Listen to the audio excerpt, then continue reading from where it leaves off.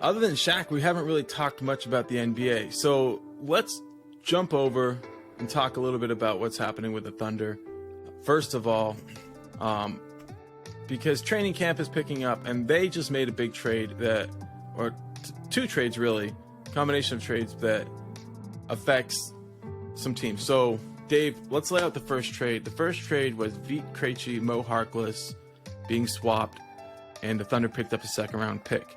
Yeah. But then the second trade, I don't have the details in front of me on that one. But I'm pulling them up right now. As you do, the Thunder traded away the second-round pick that they just got from Atlanta. Right. That they just got from Atlanta. And then Theo Maledon, Ty Jerome, Derrick Favors, and I'm missing somebody else. Okay, like we're talking about a pretty big trade as far as the total number of players that are being swapped. But yeah, what we got back in return was experience and depth. Now, do we really want all these players we got back in return? I can't see it. Well, we've got 18 players still, and we got to get this down to 15. But 3 of the 4 guys that we just picked up aren't guaranteed. But does that mean that we're going to cut them, or that they have value to other teams? You know what I mean? That's the key. They won't be on the team, I don't think. I think. Do you have the names of those guys, bro? Yeah. So Sterling Brown, Trey Burke, and Marquese Chris. Right. All 3 of those guys are known NBA. Non-guaranteed. Okay, but they're also known NBA players, right? They're not like nobodies. And then you have David right. Nwaba. Right, who I'm unfamiliar with. I didn't watch any of his highlights. But he's the only guaranteed contract that's on the team. So, I mean, I don't know what's going to happen if we're going to turn around trading these guys, but I do think that this is probably the moment that we're going to all look at and say, okay, Sam Presti is happy with the 15 guys he has now. Yeah. And that's that. Yeah. And this is going to be our team for this year, next year, and for the foreseeable future until we have more draft picks or players get injured or players leave, and we use that year to draft the replacements. That's what we're going to see here, man. Yeah, I think I would have liked to see Theo find a way to stick it out. I felt the same way about V, but in the end, I can honestly say, I hope both of those players make the Thunder regret not keeping them. I do too. I do hope that they go on to have a level of success that we were a bit jealous of, and hopefully, maybe giving them the push of saying, you've got to go to a different environment and prove yourself again will be helpful. I really like Theo, and he's still so young. Yeah, man. And I've got high hopes for him. So, and V, just the process of him coming through the Thunder system, with recent ACL surgery and rehabbing all the way back. It was just fun to see him out there playing the summer league, knowing the process he's been in and feeling like, hey, that guy looks like a legitimate NBA player. Yeah. Right. And knowing that nobody else is going to give him that chance. We made the most of it, and we ended up, in a big way, finding a good opportunity for him. I think the other guy we traded was Mo Harkless. We traded him to the Rockets. So that would be the 4th player that we traded. Yeah, that was the 4th guy. But again, this is not about anything else. If we look at, I honestly, our point guard position is stacked, and we have so many guys that can play point guard. I feel like this is the moment for these guys to go find another team that they need point guards, because even with losing those guys, with the way that we handle the ball and having so many different guys, touch the ball and handle it, Mark, I can't find out, where would we place these guys? Yeah. I literally look at Ty Jerome, I look at Maledon, and it's those guys would be 6th point guard on our team, 7th point guard on our team. And that's unfortunate You know, the same thing with Vít Krejci. You know, he'd be like 6th on our depth chart in his position because we have so many more guys that can play those positions, and we're going away from the typical point guard. We need a guard that can play multiple positions, and that's on defense and offense, and that's what we're going for. And unfortunately, some of these guys, and we, you know, I'm not going to sit here, point out names. They're a one-dimensional point guard. They work great for a different team, and they'll find their place in the NBA. But, you know, we're not looking for a one-dimensional point guard. We're looking for a multi-dimensional point guard, like a Swiss Army knife, if you could, you could say, whatever. Yeah. And we're not just looking for a straight blade. And I think that's where a lot of people are like, okay, it makes sense. But, I mean, this team is going to do something special. And Bleacher Report just came out, Mark, with a list of most likely players to have a breakout season. Did you see this? No, I did not. Poku was number 10 on that list. Really? Yeah. And even some of these guys on the list are like top 25 in the NBA. Really? Dude, it's crazy, man. Like, if the Bleacher Report and some of these other and this is not the only time I've heard people thinking Poku's going to have a breakout year. I mean, this is like the third time I've heard it. Yeah. I mean, think about this, man. Like, I understand that there's people out there that are really disappointed with what's happening right now without having Chet. And they're like, well, this is proof that this is not a championship caliber team or a playoff caliber team. If Poku has a breakout year, Bazley has a breakout year, right? Mm-hmm. I think you're going to see a breakout year with Dort in offensive stats, and then also become more of a better rounded NBA player, averaging 20 points a game and being one of the best defensive players. You're going to see Shea when he comes back healthy. He's going to be crazy good. And then you got, Josh Giddey, man. The world is going to stop for Josh Giddey. You know how we felt when we saw Luka play his second season? Yeah. It was like, this is the future of the NBA. That is Josh, man. Josh is where the future begins, and it's why it's so important for us to figure out, where these athletes are playing, Yeah. What are they doing? What are they watching when they're kids? Because if we can understand their backgrounds and understand where they're coming from, it makes things so much easier. So Josh Giddey and understanding, the game of footy has been one of the most unbelievable things for me. And, we've hooked up with, I say hook up. We've connected with a bunch of our listeners from Australia, and it's been unbelievable, man. Hamish and Brian and a couple other guys that we've been able to talk to. Like, to me, like, these are the guys that really make it worth it for doing a podcast. And we do multiple different podcasts, and it's always difficult sometimes to get on there and start talking about something that you love, that and a viewpoint that you look at that maybe other people won't look at like that way. So, when Brian made the comment, I feel like we're, at a pub or a bar, having some frothy beers. It made me feel happy. It made me feel appreciated, and it made me feel like, what we're doing here is much more. Like, I want, people all over the world that we have listeners from all over the world that stop by and say hi. Like, I want them to be able to feel like you guys are sitting in a bar or a pub with us, having a conversation about, our favorite subject, which is the Thunder. And that's what I want. I want that more than anything else. So I appreciate, when I hear this, and it makes me excited. Absolutely. Basketball is a worldwide sport. We knew that when we started our podcast, but I don't know that we necessarily quite understood like what that meant as far as how passionate people around the world were. This is a video of Josh Giddey's dad, actually, number 6, right? Yeah, dude. Number 6. All that hair, right? And then it's a little video. I'm going to give you guys a quick run through on it where they give him a bit of a haircut, and he ends up looking like a Beatles or a Beach Boy or something. He's not digging it, and before you know it, he's got some other fucking spikes. And I dig it.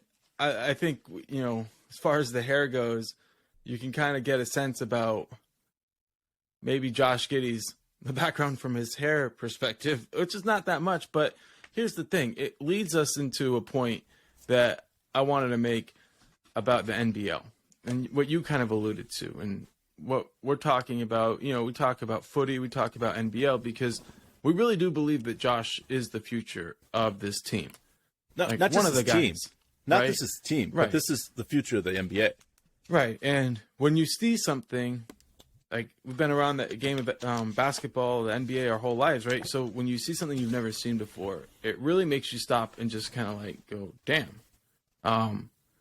And having an appreciation for what we're seeing, it's kind of pushed us back further and further into the Josh Giddey, catalog of, or whatever, I don't even know the word, but like his bio to kind of understand where his game comes from. So his dad, we've talked about before, but I actually went and watched a game from, I think it was 96. He played 15 years from, I think, 87 to 2002 for the Melbourne Tigers. And watching him play, the one thing you could say if you don't watch his game, but you look at his career stats, you think he's either very good or very bad. His stats don't jump out at you.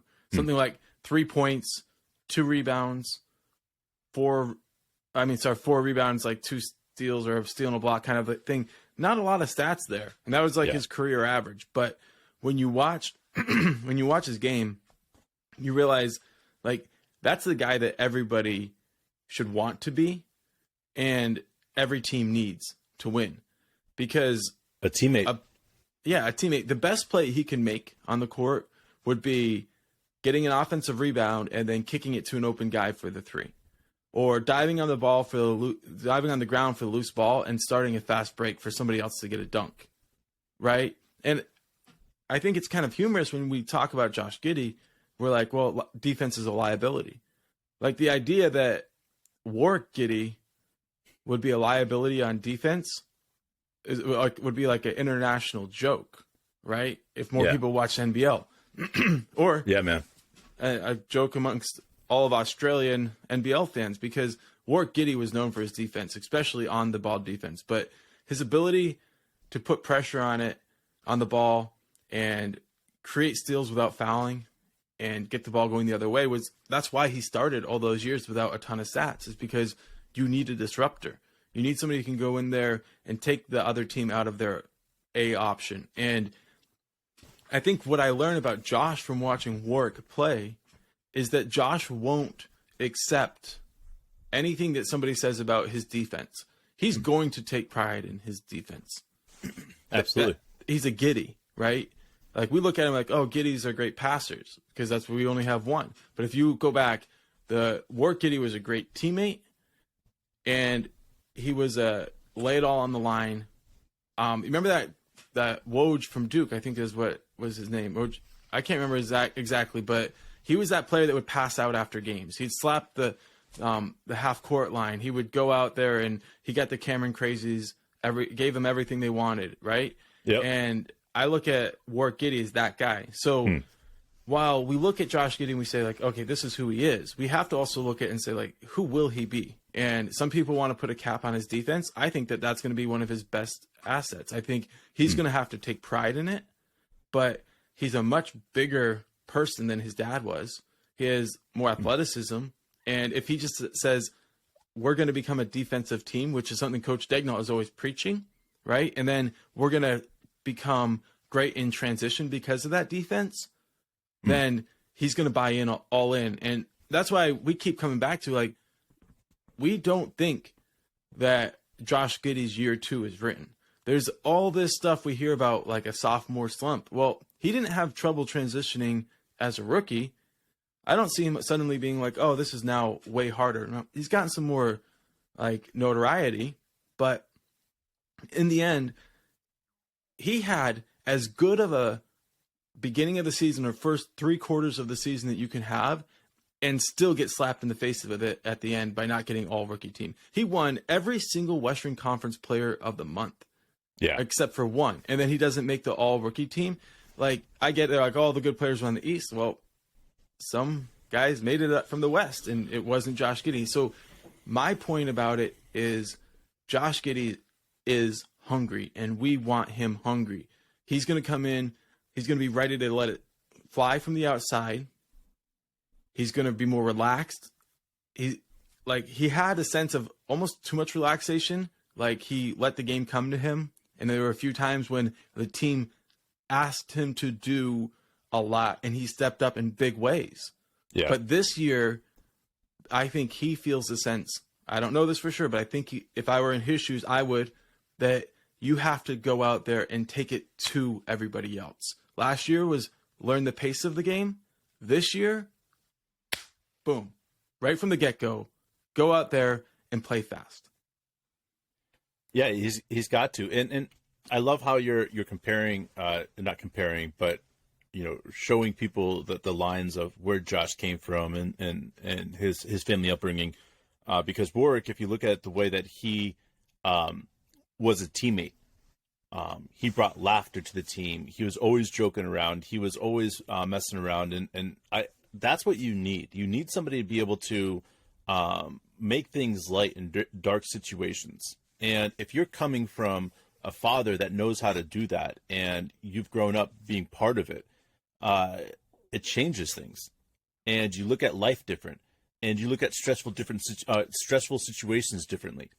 And that's what I get so excited about, is because that's the upbringing that he's had in his life, is that stressful situations aren't going to bother Josh like they do everybody else. And I'm excited about this, man. I keep going back to the fact that we've watched a lot of athletes through the years make it to professional sports by playing soccer or football, depending on where you come from. And we've watched athletes play football and become successful, but we've never really seen somebody that dedicated their life in the beginning parts of it, at least, to footy and understanding the footwork there, and then coming into America basketball and being, an all-star level player. And that's what gets me excited, is that we have a young man here that is truly an unknown quantity. Like, we don't know where he's going and how good he's going to be. Like, I can sit here and I can say, Josh Giddey, in my mind, he's going to be an all-star. He's going to be a all-star. I feel like he's going to have a couple rings, and when we're all sitting and talking about it in 20 years and he's 40 years old, I think there's a legit chance that we could be talking about Josh Giddey as being, one of the greatest 75 to 100 players ever in the NBA. That's what I feel like about Josh Giddey. And there's not a lot of people that I could say that with a straight face. And you look at this team, and there's legitimately 3 or even 4 guys that we could be talking about on that list. Now, let's just be real. The only reason I say 3 or 4 guys is because Sam Presti, on this last list that just came out, Sam Presti had 4 or 5 guys that played on this team through the years. Yeah, he had 0 on the first 50. Yep. But then by the time the next 25 rolled around, he drafted 3 of them. Yep. And then you can add Paul George and Chris Paul into the mix of players that we ended up having on our team. So, and Paul George made that list, right? I don't know for sure. I think, I don't remember. It doesn't matter. But the point is, it wouldn't surprise me if he didn't at the same time, though. I don't know. But we saw Carmelo Anthony play. He was on that list. There you go. We've seen a lot of players come through this league and be on that list. And it's like, so for me, that's why I say there could be 4 or even 5 guys on this. Right. And you have to ask yourself, how many teams will end up with 4 or 5 on the next list? Yeah. Probably 1. And that's it. That's what we're talking about. If this team goes out and wins 3 or 4 championships, right, as a team, then yeah, we're going to be talking about this team for generations. If this team goes out and wins 7 or 8 championships, that's where it changes. Like, that, to me, this team is being structured and built to win not 3 or 4 championships. We're building a skyscraper, bro. And that's why I keep looking at it. Like this, when it's all done and everything is done, and we're looking at what Sam Presti has built for this Oklahoma team, it's gonna be special because like when push comes to shove, we look at the most successful players of generations. Like, let's just go down to it: Michael Jordan, 6 championships; Kobe, 5; LeBron, 4, 3. He's at 5, I think, right? I don't know. He got 2, 1 and 1. I think he's at 4, right? 2 in Miami, 1 in Cleveland, and 1 in LA. Yeah, so seems 4 is right. And I think Duncan had 5. Duncan, you have Paul Gasol, obviously, but there's these teams that all of a sudden it's like boom, boom, boom, and like, whoa, that's a shit ton of championships. Yeah, and that's what I think this team is going to do. And sorry, Steph, didn't mean to shit on you, but Steph's got a bunch too, man. Right.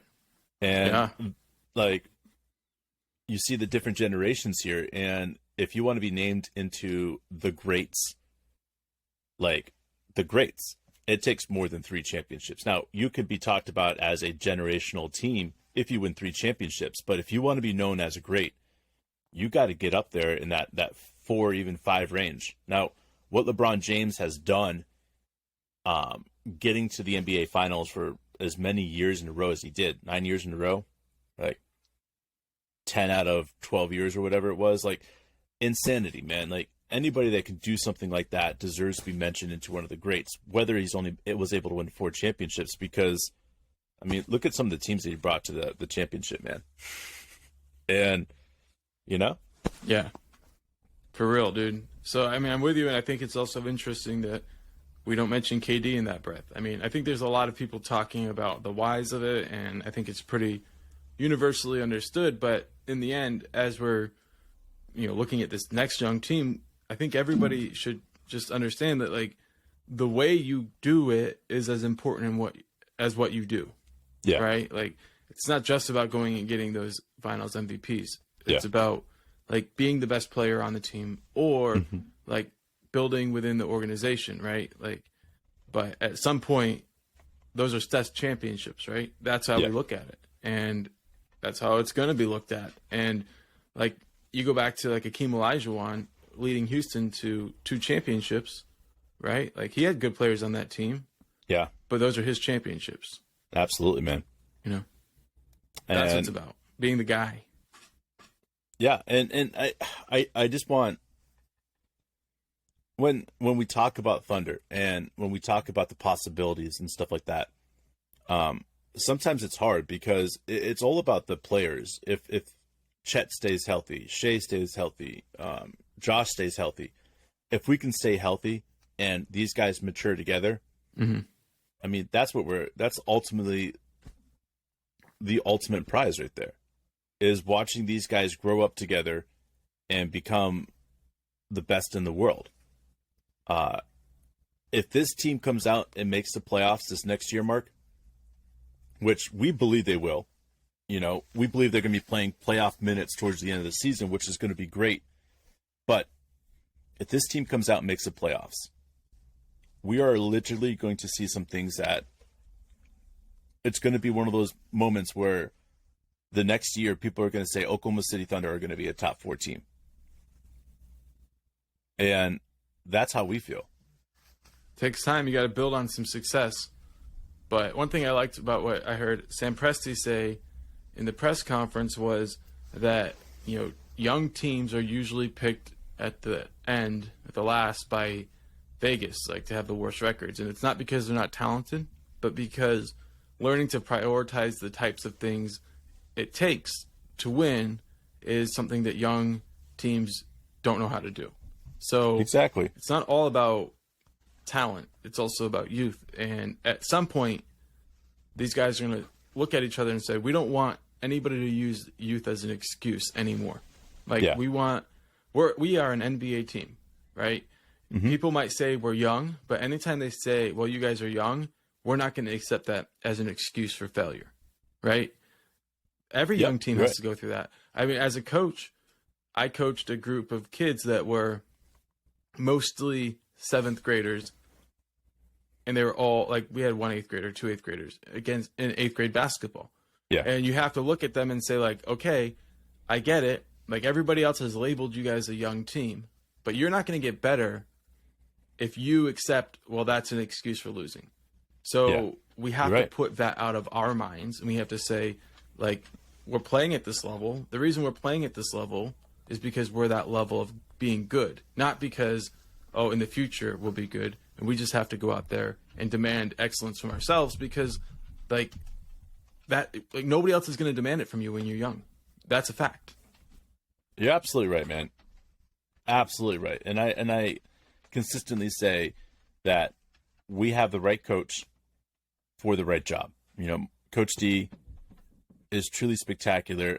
I feel very lucky that we have a young coach that's going to be growing with this team, because we watched it happen last time around with Scott.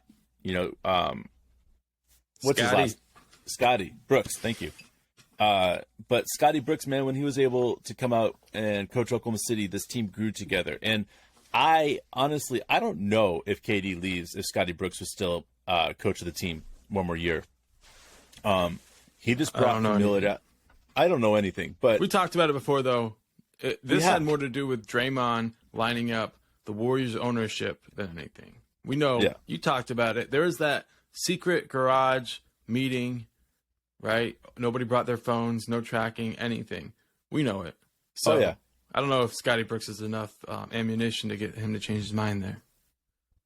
No, but I do think, though, that having a young coach go with your team and making him feel like an older brother, or making him feel like, you know, an uncle, or, you know, a non-father figure is something that young players need and they feed off of. And it makes it great for developmental aspects. And look at the NBA is riddled with a bunch of 30-year-old coaches now. That's not by coincidence. That's not a coincidenty. Yeah, I can't even talk right now. That was a good one. You're good, dude. I think you're going for the dinky thing, but yeah, dude. So much going on, dude. Pumped up about where the Yankees are at. Oh yeah, we got a game tonight, dude. That's exciting. Thunder play on Monday against Denver. That's fucking exciting. You already mentioned it earlier, but you know, all this we're doing with the No Offense Sports podcast and the Yankee Death Star, the Last Storm Thunder podcast. I mean, it's been a lot of fun, and so I'll much tell fun. you what, I get pumped up about getting on and talking about, you know, kind of like the whole sports world, and then focusing in on the Thunder as we go. But in the end, we know, we get it. This is like, people want to hear us talk about the Thunder, but in the end, bro, we've been sports fans for so long. We've got so much to talk about. We figured out a way to do both. And so if you're joining us for either one of those podcasts, or you're joining us for the video version, podcast video, or on YouTube, or you're, I don't know, man, it doesn't matter. Like if you're in the Philippines, which we know we've got a bunch of listeners there. If you're in Australia, like we're pumped up about France. it. I mean, France. Yes. Thank you for listening from France. Like we've got a really great thing going on here, and it's been a lot of fun. We keep like hitting new numbers that are like, what the fuck? You know what I mean? Like, oh yeah, dude, it's we so get great. pretty used to the settled in to like where we are, and then next thing you know, like all of a sudden we get a new jolt, and we're like, oh fuck, and it just gives us like another level of energy. And I want to make sure, like, all of our new Australian listeners that have been tuning in, like, you guys truly mean a lot to us, especially the ones that have been speaking out and telling us who your favorite footy team is. I've been looking up so much film recently and just really getting to the basics of a lot of what's going on with footy. But if you have a favorite football team or footy team, like, man, throw out there who it is, who I should watch. I would love to keep on looking for a favorite team. I'm closing in, and we'll talk about that at a different podcast. But man, this is exciting, man. There's a lot of stuff that's going on, and it makes me pumped that like what we're doing is pretty special, and the fact that we have so many different countries that are involved in listening to us is truly meaningful. And you know, Mark was saying that we have every state listening except for one state, and that is the only state that isn't listening right now. to our pods, and that's just insane to me. And that was what, North Dakota, Mark? No, we have a listener from North Dakota, or a few anyway, but it's actually South Dakota. So yeah, and thank you to our listeners from North Dakota, man. Seriously, that's you guys are awesome. We love our vacations that we've taken to North Dakota. It's pretty crazy. Got to go through South Dakota to get to North Dakota. All right, dude. So on our way out, one of our listeners from Australia said that we need to check out Dusty Martin highlights, and I did. Oh my God, so amazing! I'm sure we're not even seeing the best ones, but I get it. There's a lot going on here, but he's the guy with the ball right there. Man, his leg is insane. Like his power behind. Oh my God, it's just insane. I cannot tell you enough about Martin, man. This dude is truly spectacular. He makes the game look easy. Yeah, and impossible at the same time, because there's no way you could do that. But and his hair, his tattoos, oh yeah, it all fucking works together. It's there you go. He's beautiful. He's beautiful in a man sport. Yeah, dude. I mean, I really know nothing about the teams or like any of the players. So this is the first footy superstar I've ever watched, and like obviously he's incredibly fast and he's really strong for the I think he's kind of got a smaller frame overall. I don't know. I don't know how tall he is. Oh man, like 6'1", 6'2", but he's from Richmond. Man, this is what it's about. One of our listeners wrote us, said, check this guy out. Otherwise, it would have probably taken me a couple months to find more film on this. But the reality is that this is what Mark and I feed off of. We feed off of the interaction, and when someone steps up and says, hey, check these people out or do this, like we seriously spend time doing that because our listeners are very important to us, and we're part of a family here, I feel like. And like, crack open a cold one and just sit back and enjoy it, because that's what it's all about for us. Yeah, dude. So thank you for joining us. If you join us for part of one of the podcasts and you want to hear the rest of it, great. If not, I don't blame you. So thanks for joining us, and we will see you on Monday. Hell yeah.